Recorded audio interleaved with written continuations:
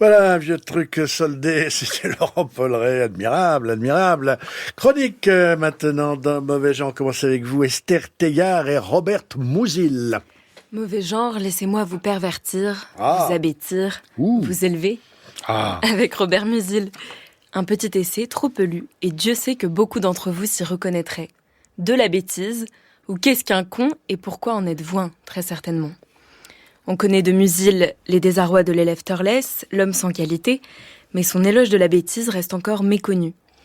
Éloge ou critique, les deux vont de pair. C'est 50 pages de beurre fondu, avec en premier lieu cet affreux postulat. Quand on est con, on est con. Quand on est intelligent, on est con, car assez vain pour le croire, et si l'on doute, on est fini.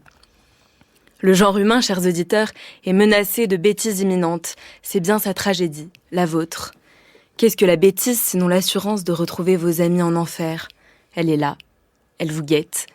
Elle a cela d'honnête qu'elle s'infiltre dans chaque strate de la société, qu'elle est politique, comme vous, sujette à la grande histoire et à ses mutations. Le lent pourrissement du monde, dont Musil dessine si bien les traits dans L'homme sans qualité, commence par une connerie, une énorme bourde prononcée par un vaniteux. Mais il n'y a pas que l'arrogant qui soit contaminé. Les profils types des gros débiles seraient les inquiets, et même certains mélancoliques. Musil mêle de près l'état de panique à celui de bêtise.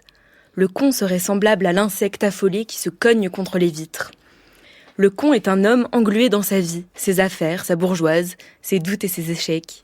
Le con est touchant car il est incapable, et que son inertie se déguise en progrès, en talent, en espoir. Mais il ne trompe personne.